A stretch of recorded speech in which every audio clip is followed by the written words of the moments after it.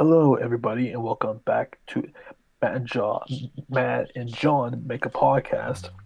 This is episode 34 of the podcast. We have much to talk about. We got some wrestling talk. I'm not sure if you guys heard, but it's Wrestlemania weekend, so we're going to be previewing both shows on the podcast this week. We're going to be talking some MMA, um, but I want to get started into something that I completely forgot to talk about, or that we forgot to talk about last week, Matt.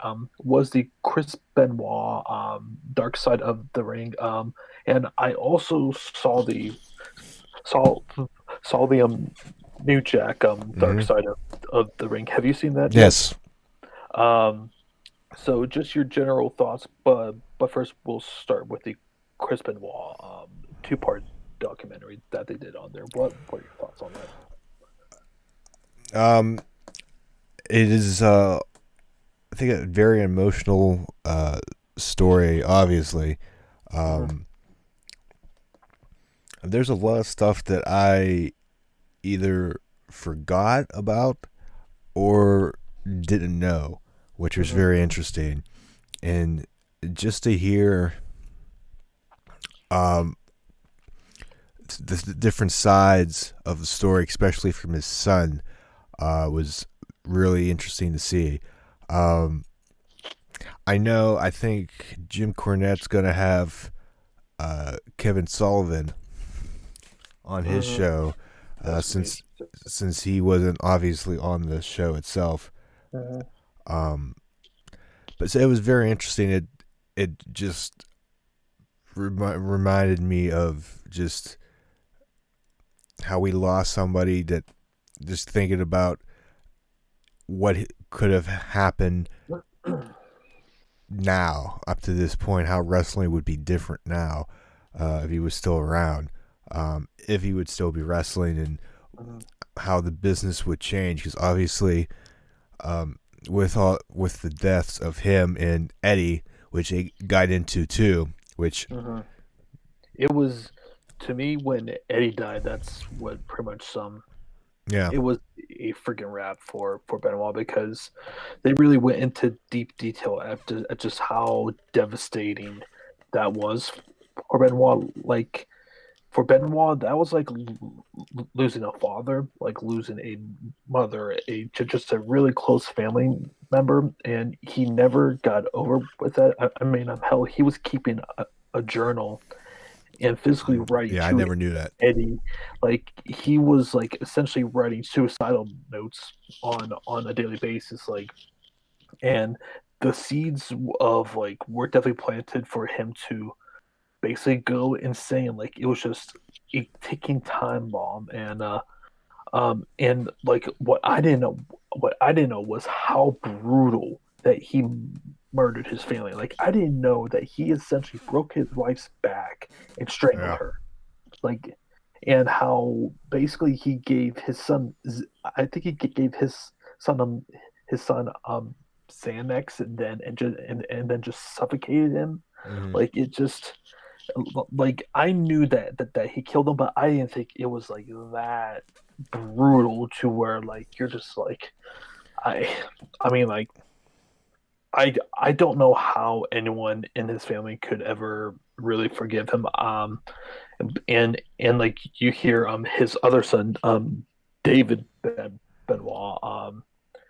It's just like his life has been essentially ruined, because he said like he couldn't go to school, was constantly being teased and bullied, and having the freaking national media follow him around. Which, that was another thing that was a big issue, because everyone just assumed, oh, it was just the steroid use, which no doubt it was a big part as to why Benoit went off on the deep end. But he had massive CTE. They said, like, out of all of the people that they tested, that his brain was one of the worst that they had ever seen. Like, we're talking about with a uh, about the likes of Dave Duerson, Mike Webster, Junior Seau. The list goes on and on. like it just you I mean like a lot of the details you kind of knew about, like you knew how devastating that it was for Chris when Eddie died, and just basically he was using steroids ever since that he was a teenager, and he was really dedicated to the business. But I mean, and Chris Jericho brought this up too, Matt. Was like, because of this act, Chris Benoit nearly killed the entire wrestling industry. Like, it took a Yeah. long time for wrestling to get a better stigma, because the whole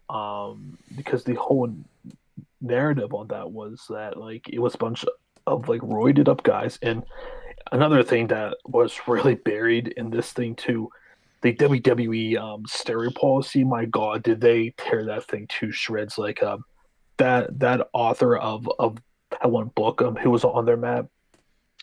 Basically, he said like, it was a complete farce, and like somehow somehow Chris Benoit passed all of their testing, which anyone with a brain could tell that was obviously not not very believable, which didn't really do them any favors when they had to go out in in the media in the wake of this whole thing there. Yeah. I'm convinced that it was more CTE than steroids. Right. Same here. Um, Even though the steroids probably had something to do with it. Absolutely did. Um, Yep. but I think the combination of just the emotional trauma of losing somebody that close, and then your brain not just being 100%. Right. Um, I think just he was in a dark place, and I'm my theory is that I think he was so depressed that I guess he didn't want to obviously be here anymore and couldn't Hmm. function without him. Right. And I guess maybe he didn't want to burden his family Hmm. with a suicide. So Hmm. I think he was just in that place that he took them with him. Yep. And Yeah. Yeah. Because to like supposedly one of the last things that they did on some Google searches they did was essentially the easiest way yeah, to break your neck. And I believe he was like looking up about some story in the Bible, from Elijah or something like that. And like it just like it was just he was just a very tormented soul. And like even some of the other people said like even before like you could just kind of see like he was getting very short tempered, just like I believe Nancy Benoit's sister like talked about like how he would take like different routes to a like gym or yeah, wherever that they were going. He was just acting just very very peculiar, and it was just so different. But it was a very excellent documentary, and it at least ended on a very happy note,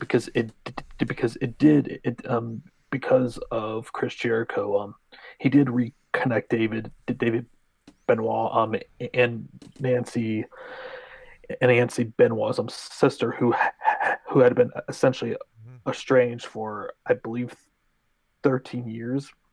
And the thing too about David too, man, I forgot to say this, was basically the WWE cut off all communication with that family. Basically, from what from what David said, the only two people who ever reached out to him were Chris Jericho, and Chavo Guerrero, which is kind of sad, but you can kind of understand why they did what they did. But man, like for an innocent kid like David, who just like he was just left out to basically Yeah.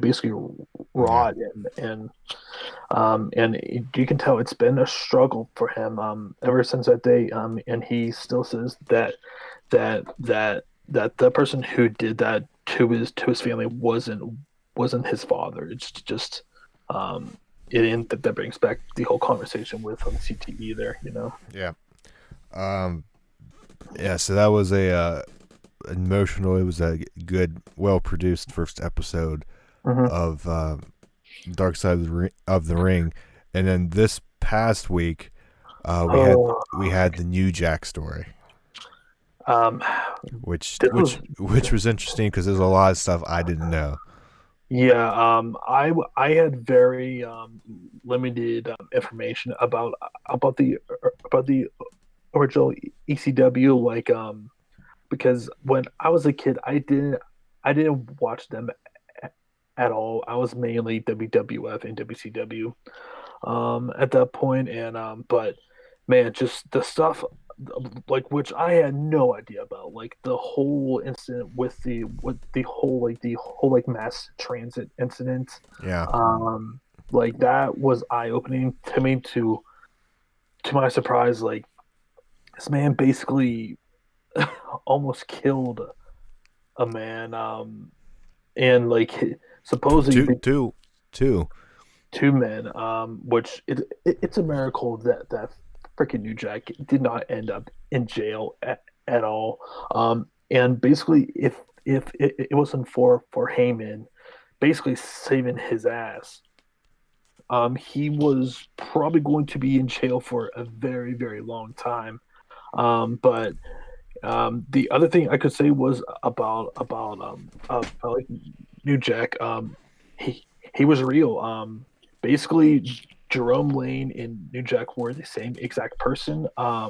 And if you saw the whole entire thing, people like D'Lo Brown and Jim Cornette basically said they don't know who Jerome Lane is. Like they only know New Jack because they view him as that person. He lived that hardcore gimmick.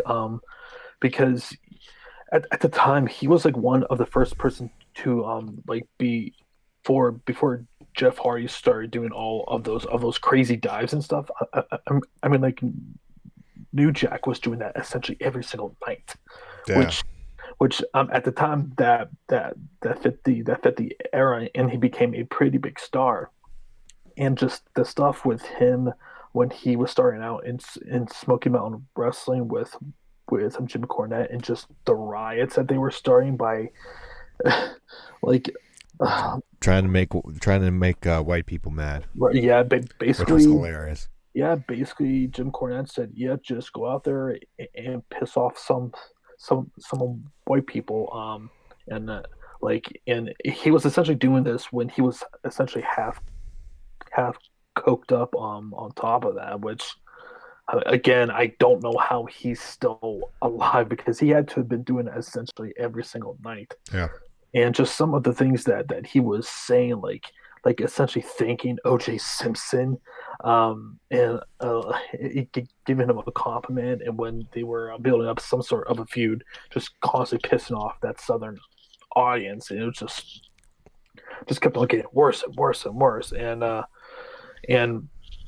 when ECW eventually went out of business, and like New Jack knew like he wasn't getting any back anywhere else, just based on his reputation, like no one was going to even touch him. He was just too controversial. He was too crazy. Like, I mean, when you freaking stab a man on his freaking forehead, which again, don't know how that guy survived, yeah. but basically the guy who he stabbed agreed to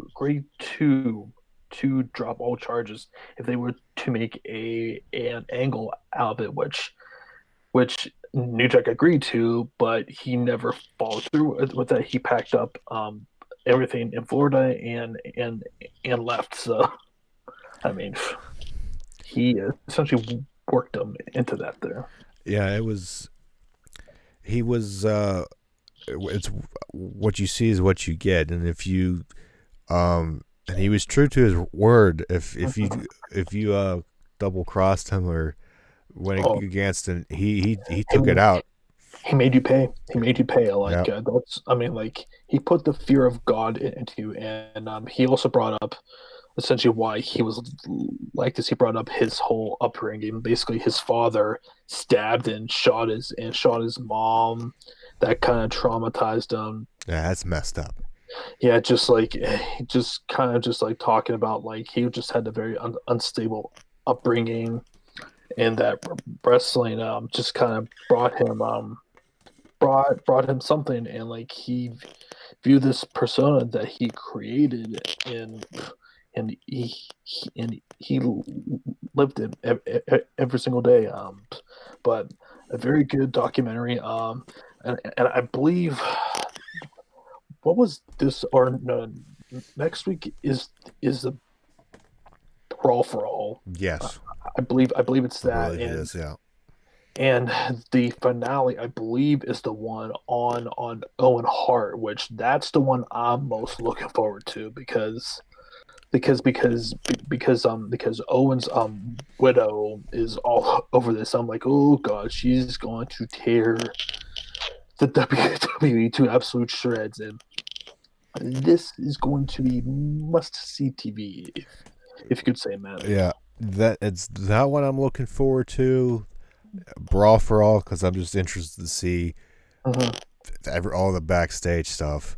Um, Freaking freaking putter bean. I just want to hear just the difference in Russo and Cornette, because they both hate each other. Oh god, yeah. That's Oh, going to be yeah, entertaining. As yeah, that's gonna oh be my god! And uh-huh. I forget what else there is, but there's probably one or two that I'm. I think they're doing one on Jimmy Snuka. Yes, I think that might be. Yeah, I want to watch that one. Yeah, Um, and I think at some point they're doing it on some like Dr. Schultz or something like that. I think I saw. I don't have to I line have up. I have no idea um who that is. Fight, yeah, or it's a David Schultz's fight with a 2020 reporter. Yeah, okay, yeah, like that. I have like no knowledge about whatsoever, but it should all be really interesting. And this series, I mean, I watched the first season when they were. I think they did Bruiser Bruce Brody. Brody. They did that. That Gino Hernandez. They highlighted that. I I think didn't see they that were. one. Oh, There was uh I'm like a Mula, yeah, fabulous. which I just watched that Oh, the other day. That was yeah, pretty man. good. Yeah, and they talked about how the WWE was going to name a battle royal after her, and Oh, I remember yeah, that when that blew up. yeah, that was bad. So, but yeah, a really good series. Highly recommend you guys check that out. So Matt, we touched on John Jones last week, and as of this week, we got he basically agreed to a plea deal, which this is comical. This man gets 4 days house arrest. How funny is that? Since everyone has a stay at home order, and essentially most states in the country now. But basically, he has to spend 96 hours on house arrest, has to pay a $500 fine. He must take part in a 90-day out of patient treatment program. He will be he will be supervised on probation for a full year, and he has has like interlock ignition in like any sort of a like vehicle that he uses, which basically is like he can't actually drive or anything without submitting to a blood alcohol test, which that's something I never heard of. But how I view this is just another slap on the freaking wrist for this clown. It's just it's par for the course with John Jones. Like any sort of trouble that he gets in, he gets off just squeaky clean, super easy. And this is why many people, and myself included, don't feel like he will ever change. This is not hitting rock bottom for John Jones. This is like him getting hit like down a peg, but he'll probably fight again this year, which is despicable. Just because, and as great of a fighter as he is, this man's out of the ring um, issues are becoming a bigger and bigger problem. He's going to be 33 this year. You, he's probably has maybe 2 or 3 really good prime years left. And after that, like, and he's still having these alcohol issues, these personal issues. What's going to happen when there's no more fights to actually train for? When when no one's going to be calling him in for interviews or being in the spotlight? Like these are real concerns about him, and it's going to come really soon where he's not going to have that opportunity.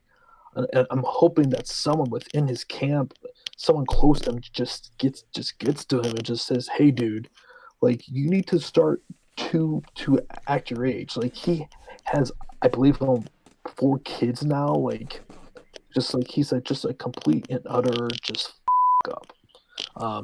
Matt, do you have any thoughts on this here? Uh, Other than he should have to go to mandatory uh, like rehab and what have Mm-hmm. you, to try to get better.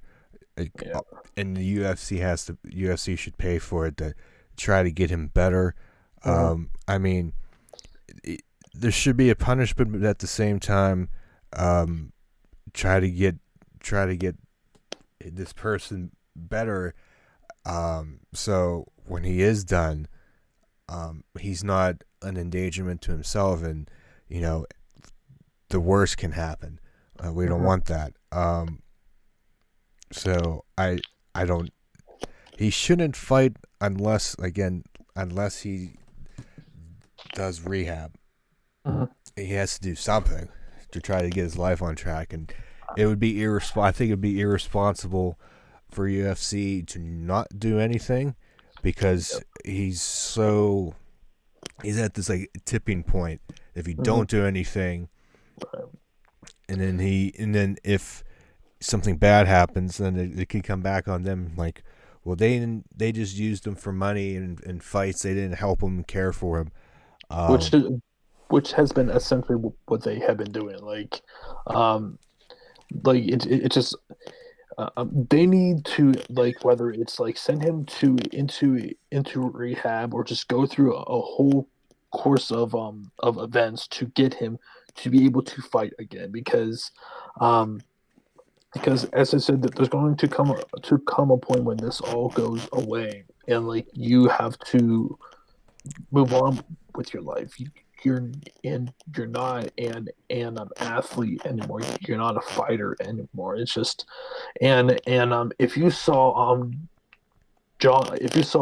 Big John McCarthy and what he said, and like he essentially said like, hey, if it were me, I would have cut him, and it just like sooner or later, like it's going to get to the point where with Dana White and the UFC are not going to want to deal with with your BS.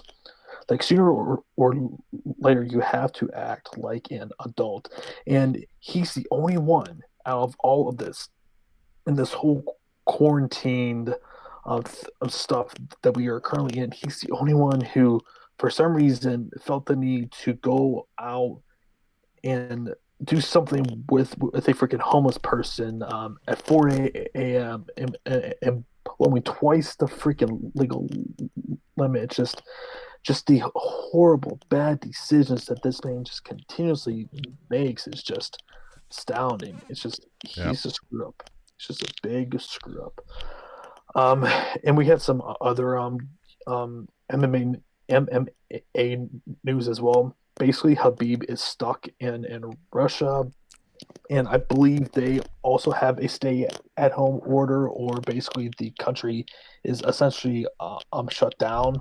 I'm not really surprised by this. I'm not exactly sure why the UFC told Habib to go home, which if they were still trying to make this fight with him and Tony, that was kind of weird.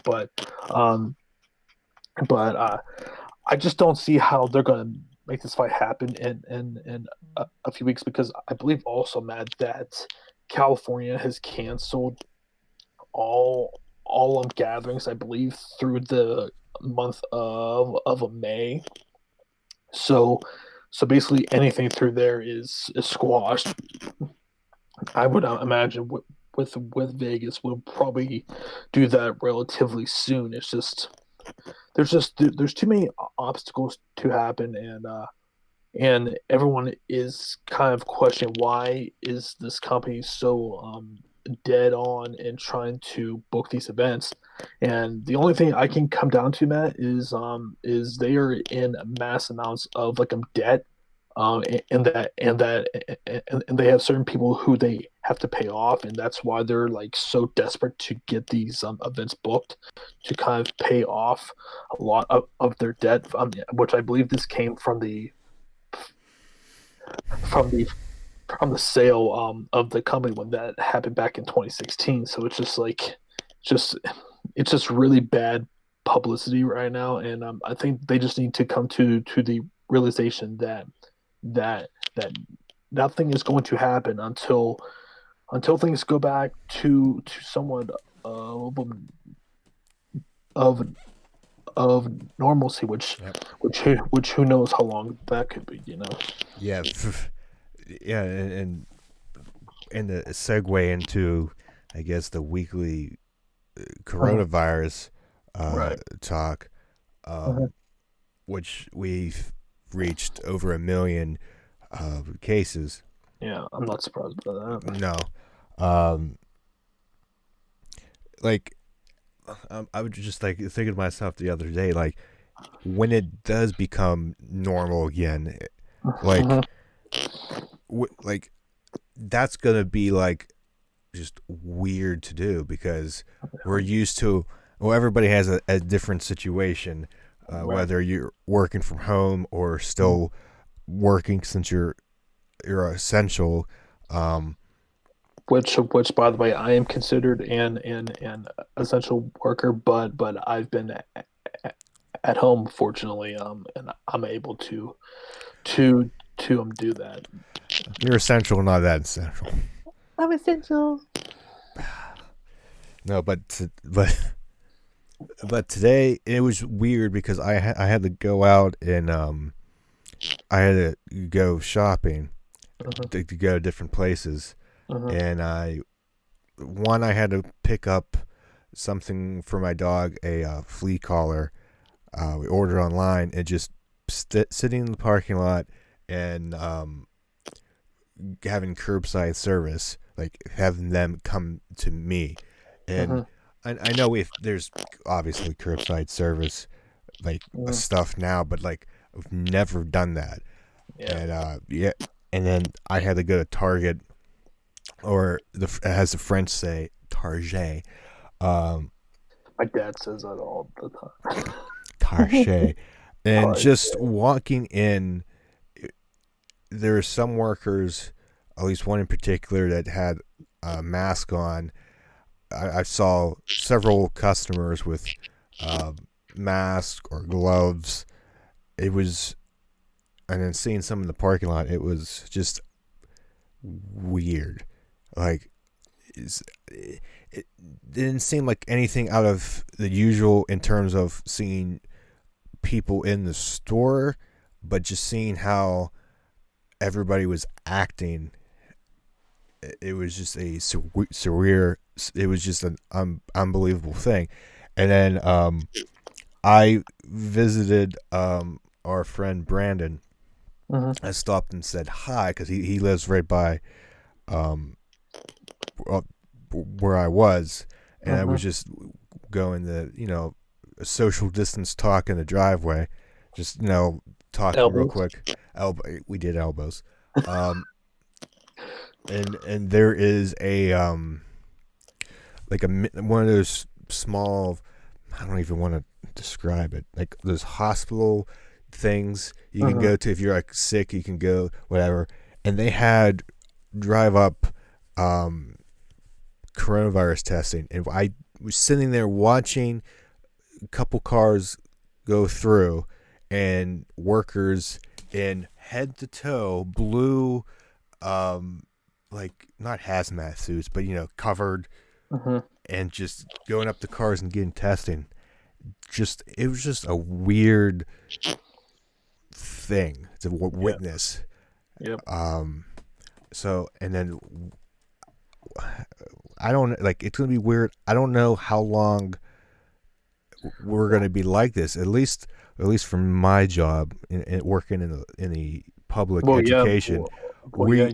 we You're out. You're out indefinitely right now, aren't you? yes, at least through May 1st. But the letter that went out said they're expecting it to go obviously longer into May. But Yeah. as of now, it is May 1st. Um, Well, and supposedly I read that supposedly the next 2 weeks are going to be the worst from the for the pandemic. So hopefully hopefully we're starting to hit the actual curve now, and then and it was also revealed that the at the University of Pittsburgh but like they feel like that they have had some sort of a breakthrough for a vaccine, and that they're going to try to get this approved by the I'm not sure if it's by the CDC or the health something I think or the CDC would probably it okay, and they're for trying lack trying of better. yeah, they're trying to get that approved so that they can start doing some like in human trials, and just to try to progress this thing because supposedly they were thinking that this was going to take 18 months. Now, if that can happen sooner, let's hope so. But hopefully, this is a step in the right direction. Yeah, it takes. Yeah, because it takes a long time. It takes months, almost. I mean, normally at least a year, I Uh-huh. believe, for Yeah. because you have to do testing. You got to make sure, the side effects. You got to do blind testing. Uh-huh. You got to do everything because you can't just make something No. and put it out there in mass production and Uh-huh. not know what it does. That's. I mean, Yeah. it's irresponsible. You can Uh-huh. make the matters worse. Uh-huh. So, I mean, it is a dire situation in terms of we don't have one. Um, and like other ones like flu, we've had it, and then they test it, and over time, you get it. And so now, when you have the flu, you can take a flu shot that has, I, I, I believe, since the flu, there's always different types of strands of flu, so there might be a couple in the in a flu vaccine, or at least one, and you kind of they kind of not guess, but put in what they expect the most. What's the word I'm looking for? The common one at that time in the year will be. I think I heard that somewhere. I was listening to one of those doctors, maybe on like a Joe Rogan or whatever. Uh-huh. Um, but yeah, so this is. I mean, it's different. I don't know how long a vaccine, if it goes off by itself. If you let's say the coronavirus dies off a little bit in terms of cases and stuff. That doesn't mean it won't come back. You still need to work on the vaccine because you hear reports like that Dr. Fauci saying it could maybe come back in the wintertime or maybe next year. Uh-huh. If you just you can't give up on the vaccine because you got to have it in No. case it happens again, I which think I who think knows? I think regardless of how um not serious or like however like if it ends within the next few weeks or the next few months, they're definitely going to be progressing and not stopping to get this thing mass produced because I think now them having a sense of urgency is going it's going to it definitely changes a lot of things and it gets things done um which eventually that will happen. It's just obviously it's going to take some time. It's going to take some time for people being patient, which is it's tough to ask, but that's kind of the situation that we're in Yeah, right now. and it's tough because we're getting into the summer when it's um, better weather and it looks good Yeah. outside. And like today was this was Friday. We're recording this. Hmm. Um, a beautiful day, and Yeah. it would have been a great day to go out. Obviously baseball would have been started uh, for everybody, so that would have been a perfect day. But obviously, it's not. So it's going to be No. hard for people to want to stay inside, but you kind of just have to, and it sucks, but it's better than the alternative. Absolutely. And speaking of alternative, this WrestleMania, which I quite frankly, it's kind of hard to describe this as a WrestleMania, but nonetheless, we are having a 2 night WrestleMania, 16 matches being co-hosted by Rob Gronkowski. Matt, what's your overall excitement level for this 2 night show? Um,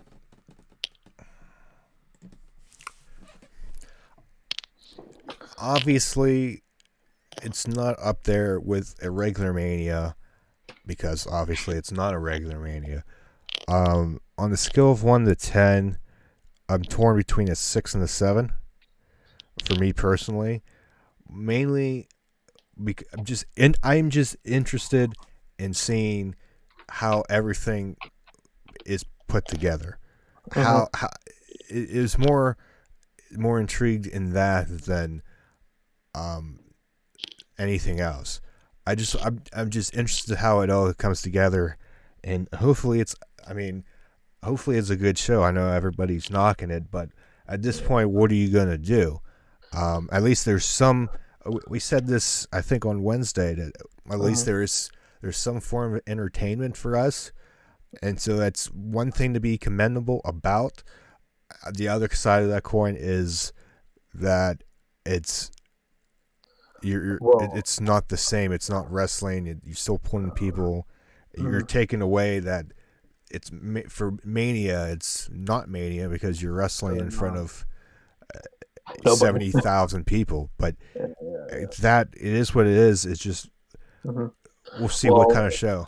yeah, and two, this probably is going to be the last like shows that WWE is going to have because with the shutdown in Florida and essentially everywhere else, I don't think that they're going to be able to basically have any sort of tapings or specials for the foreseeable future. So we could go.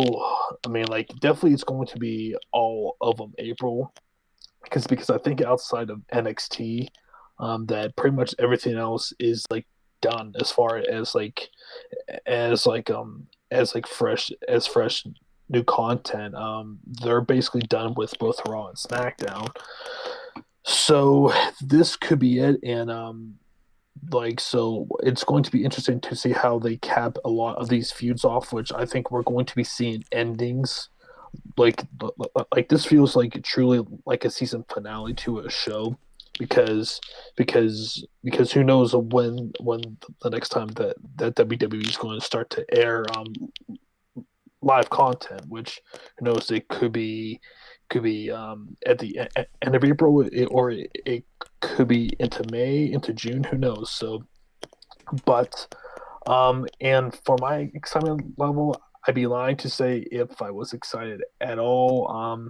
The build, it's just kind of hard just to get into anything just based on the circumstances. There are some things that I'm looking forward to, but but largely this card is just. I mean, there's so many matches that I feel just don't need to be on these shows. Like, why is Aleister Black versus Bobby Lashley happening? That makes no sense to me. There's King Corbin and Elias. Somehow Elias is going to be fine enough after he fell from what from a I don't. Technically not that high, but I but digress.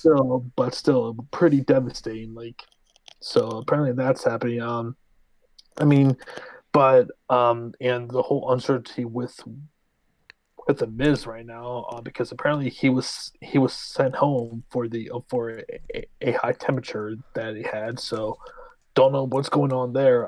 But as far as the things that I am looking forward to, definitely Lesnar versus McIntyre, which I feel like with that there that probably that Brock is going to retain. I would say otherwise if they were actually in front of an actual physical crowd, but since they're wrestling in front of zero fans, I think that they're going to have Drew win, but it's probably is going to be by DQ or some cheapy finish that it's going to end up with a Brock keeping a hold onto his title. Who do you think comes out of that there match? I I I I have Drew just Mm-hmm. winning the title. I know it's not ideal, but No. I I I I, I, I I, don't see how.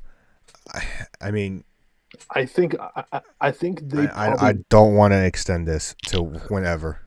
I feel like that's kind of what they're going to do. They're probably are going to try and extend this to SummerSlam, Nah, which I'm not going to really hate or criticize, just because you want that to be a really big thing for him winning the title, but I won't be mad either if he wins this too. So I'm very interested to see how this match goes. A little bit of uncertainty with the WWE Universal title, because since Roman Reigns is now pulling out, who's going to be facing Goldberg? The rumor is right now it's rumored to be Braun Strowman, which I'm not going to lie, that does absolutely nothing for me. As far as the winner, I'll be shocked if Goldberg retains here. This just like it it was just a one-off for him to basically drop the title to Roman Reigns, which that was the plan. Will they do the same thing with Strowman? I mean, I could see it, but I think you you have know, to. I I think you have to though. Too. I think you have to if it's Strowman, Hmm. and if this um somehow works out in Strowman's favor and pushes him somehow, then you know what, I'm for it because better late than never.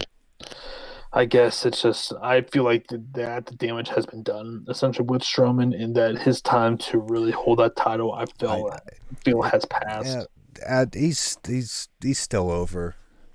Um, if you do it and somehow he wins, it's Hmm. okay. But if he loses the Roman, let's say he comes Hmm. back, then it's just Hmm. like ah. Hmm. But I mean, they can fix it. They can do stuff. Some of this can be a blessing in disguise. So we'll see Right. what happens. Right. Edge versus Randy Orton in a last man standing match. This has been easily the best built up feud that they have done Yep. for WrestleMania. The promos by both Edge and Orton have been tremendous. I don't know how you don't have them Edge win here.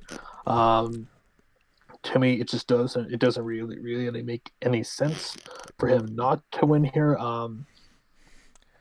and this being a last man standing match, with zero crowd, we'll see how that goes. Um, but yeah, Matt, I think having Orton win just does make a ton of sense to No, me. Yeah. if this wasn't if this wasn't at Mania and if this wasn't a gimmick match, I could see them doing like like a series of matches. Right. But since you have last man standing match, I think Yeah. that's obviously something you do at the end. Yeah. Um, and it's Mania, and Hmm. Edge has been out, and just the face needs to win, because if you have the last man standing match and you lose, what do you do to top it? I Exactly. mean, there's other stuff you can do, but Hmm. I think it's an obvious choice. I mean, it's not bad. It's not bad to be obvious. I mean, it's good. It's good storytelling. I mean, Hmm. Yeah. watch any movie, you can Hmm. predict what happens, but if as long as the story, we keep saying, as long as the story's good, then Exactly. that's all. Being It's obvious, being obvious and predictable isn't always bad nope. as long as it's good. Now, if it's bad and it's predictable, that's a completely different story. But yeah, John Cena versus Bray Wyatt in a Firefly Funhouse match. To me, this is the perfect and only match that you can do just based off of the circumstances. I'll be stunned if Cena wins this match here. I feel like this is them trying to rehabilitate the damage that they did with the Fiend and Goldberg. Like I don't know how you don't put Wyatt over, but then again, I said the same thing when when when Wyatt was defending his title against Goldberg too. So I'm gonna go with the Fiend here, Matt. Yes, 100%. I agree. Yeah, So because Cena's part time now, and mhm. And well, then good, Goldberg is too. So what the hell? But I think it's time. Obviously, Cena's going to be here, and then go back and do stuff. So mhm. it's a Yeah. good way to get the little get the rub. Mhm. Undertaker versus AJ Styles in a Boneyard match, which I believe this is, from what I understand, is essentially going to be a buried alive match. Yes, I Essentially, um, I don't know how Undertaker loses this. Honestly, like I just this match I just don't care about. Just Taker is just so past his prime now. It's just he can barely even do singles matches. So I mean, like if AJ can't get a good match out of him, then that's, I mean, like I just at what point is enough for Taker? I get that he still loves it, but at some point, man, you just gotta hang him up. And I'm praying that this is his last match. But I mean, like, who knows? But the build, at least with the promos, have been really entertaining. We're seeing more of Taker as Big Evil, as his Big Evil persona. yeah And obviously AJ has been making reference to the Undertaker's wife, Michelle McCool, and basically on Taker's personal life, so on and so forth. But they have been good. The problem with that is just hopefully the match turns out decent at least there. yeah. I read that they had to build a makeshift cemetery I'm there sure. because I don't think nobody would let them do it. Yeah. So we'll see what that looks like. It probably will come off okay. Hmm. Um, I think this gimmick is good enough for Hmm. both of them, for Taker. Um, Hmm. it's gonna be interesting. I'm still interested in it. Um, see how it comes off, but I see Taker has. I feel like Taker has to win. Well, Hmm. not has to win, but most likely is the win. It's Um, his match, so yeah, you is the would. match. Um, unless somehow they want to. I mean, I can see it going if this was obviously his last match. Mhm. I can see AJ with outside help winning, and finally burying the Undertaker. But I I'm gonna go. I'm like playing tricks with my mind, but I'll go with Taker in this one. It just Mhm. makes sense to me. Seth Rollins versus Kevin Owens. Again, this match, I don't really care about this match to be perfectly honest. Doesn't really help too that basically Seth's entire entourage is either hurt or was sent home because of the coronavirus. Just there's not a ton of heat I feel in this feud right I now. Yeah. this was a match. I think this is like the number one match to me, besides Reigns and Goldberg, that Mhm. really got destroyed by Yeah. the situation because they had something going. Obviously, before they had build and build and build, Mhm. but now with this whole situation, it's one of those things like it is what it is because it is what it is. To Mhm. be a stupid saying. So I have no doubt. It's one of those things like on paper I know it's probably going to be a good match, but I think the whole build is again suffered from the coronavirus, Mhm. which sucks for both of them and everybody involved um, because they had something going and it's just a bad situation to be in. Yeah, I agree. If I had to pick one, I think I'll go with Kevin Owens here. Yeah, How would yeah, you do that? Kevin, makes All sense. right. Sami Zayn versus Daniel Bryan for the Intercontinental Championship, which I feel the like could be the like show stealer Mm-hmm. match of the weekend here. I am going with Sami Zayn. I think with Daniel's wife being pregnant and everything, I think he's going to be going away for a little bit after this match. So I think they have Sammy retain and since he just won that a few weeks ago. I don't see them having him I drop here. yeah, I was torn with that because he has a thing with they have Drew Gulak working Mhm. in and training him. Yeah. Um, so I can see maybe a Drew Gulak Daniel Bryan feud somehow after this, which would be a great matches. Especially too with Daniel Bryan as the champion because I think he would be able to actually do something with that title, Yeah, just because of his name and yeah. everything. But this is one of those matches that I'm torn because I can see Sammy um, cheating the win or something happens, or Right? they go the route how because I think Cesaro's not going to be there. I think he's No, another one. or or no. Supposedly he was there when for the tapings apparently. So Oh, so okay. supposedly he was there. Yeah. There's a lot I don't know. So Yeah. we'll see what happens. I don't.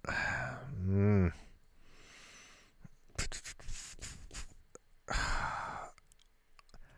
just to be different, even though I think it could be Sammy, I'm just going to be different and say Daniel Bryan.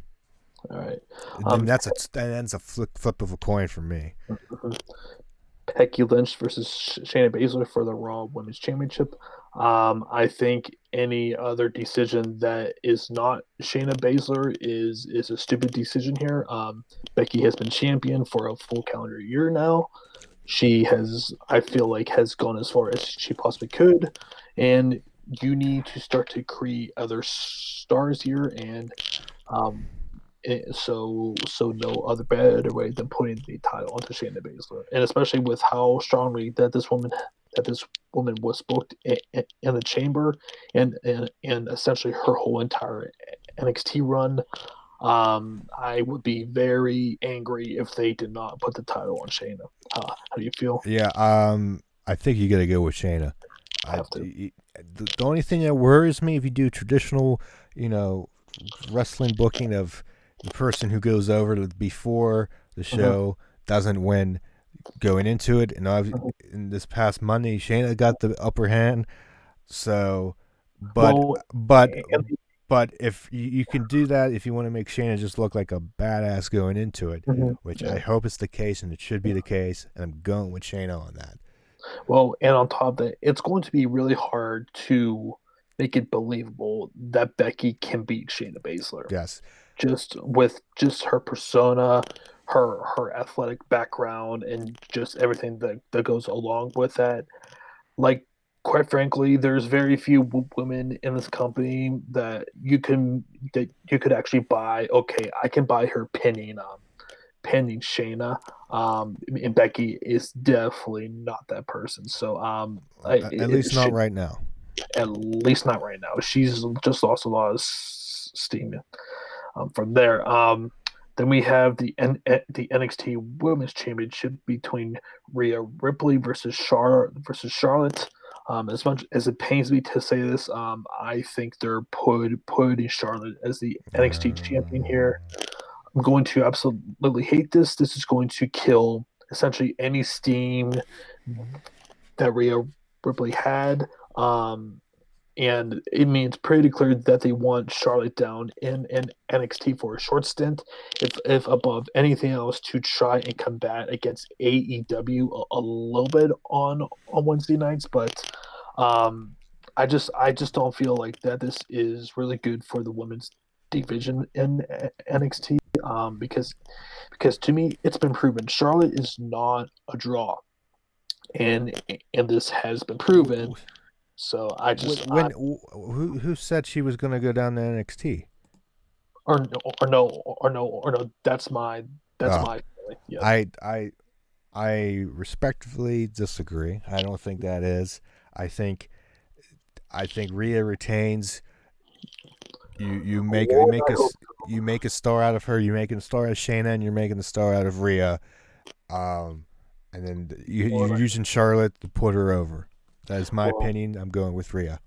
okay, but let me ask you this: you have Charlotte win the women's Royal Rumble. Do Yes. you honestly think that they are not going to put that title on her? If she did not win that, Look what they did with Oscar. well, well, well, look who she was facing too, man. Charlotte. Yeah, Charlotte she is the golden child with with in the women's yeah, but division. The Royal Rumble doesn't. I It depends. It depends who it is. who you are. It depends who you are.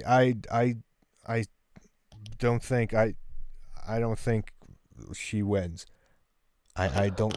I Lord, man, I hope you're right, but I It's Rhea.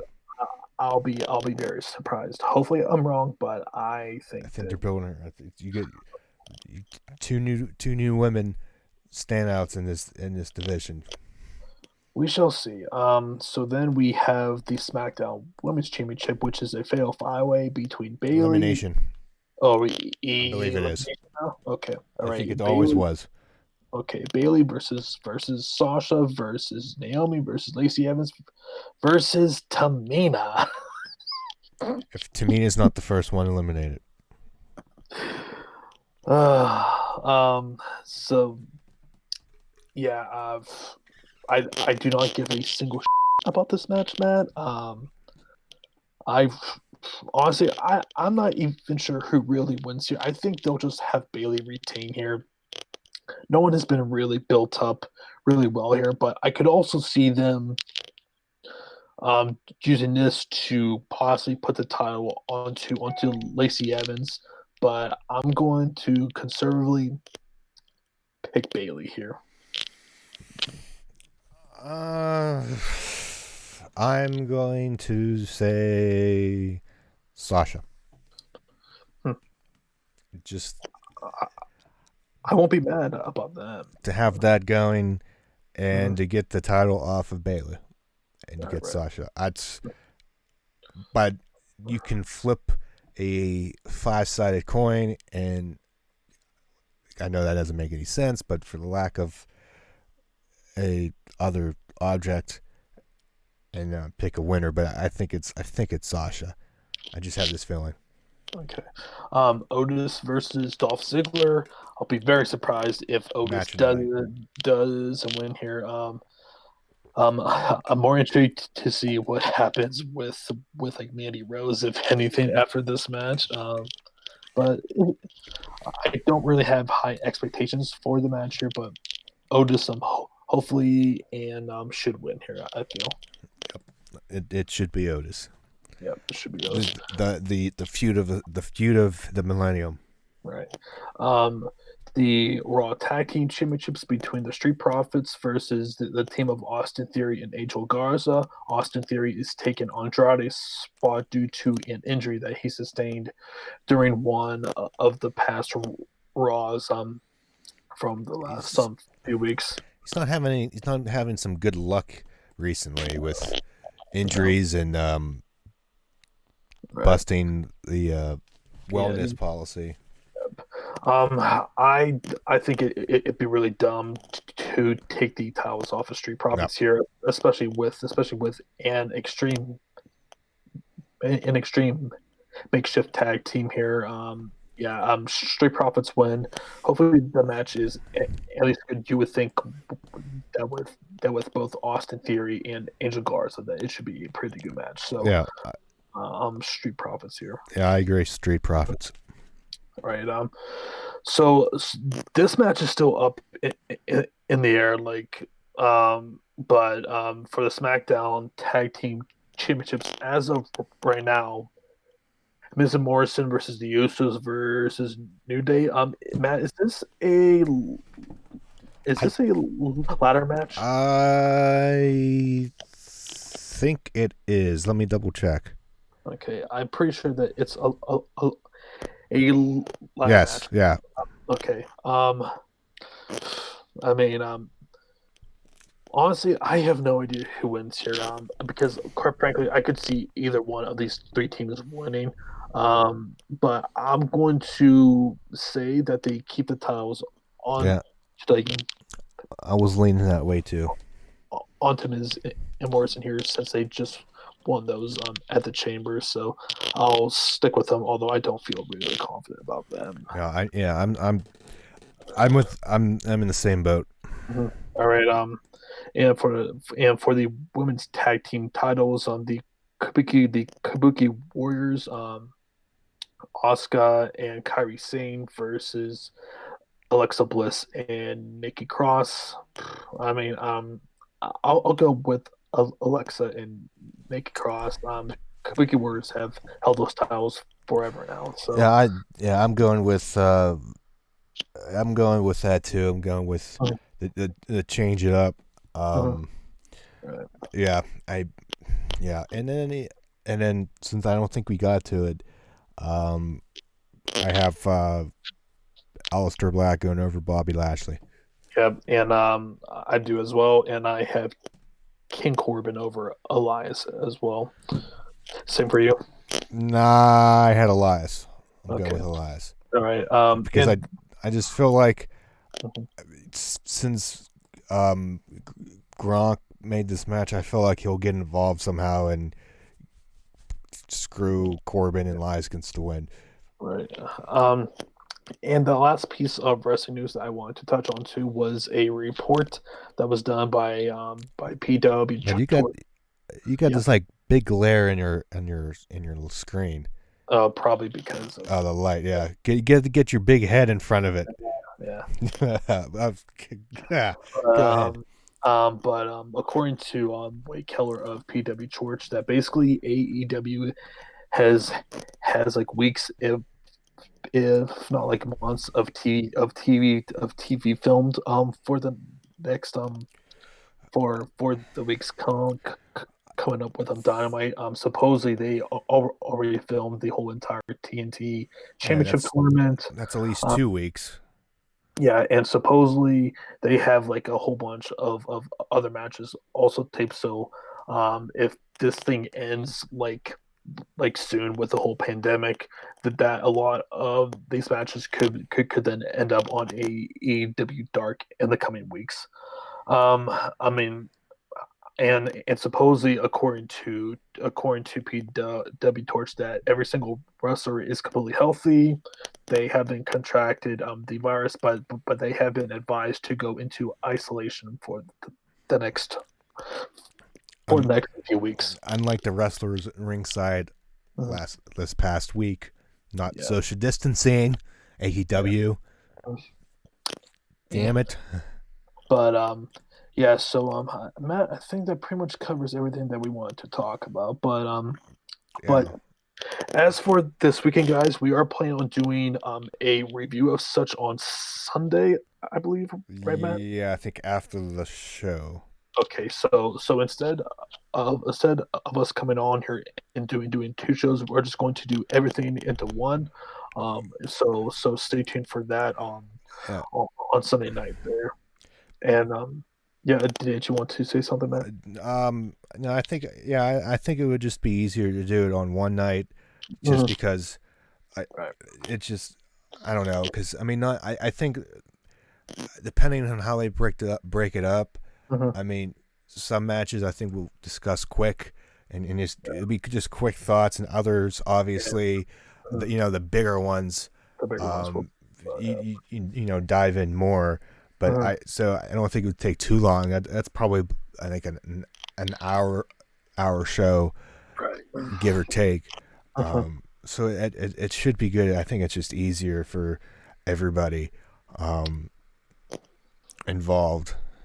I definitely agree with that. But anyways, guys, thank you for turning into to this week's podcast. We, as always, we do a weekly reaction show every Wednesday night for both AEW Dynamite and NXT. And also, as we just talked about, we are doing a review, so stay tuned for that on Sunday. But as always, like the video, subscribe, share it, ring that bell for all future videos, and like the Twitter page. You guys know the drill. So for John, for Matt, stay safe, everyone.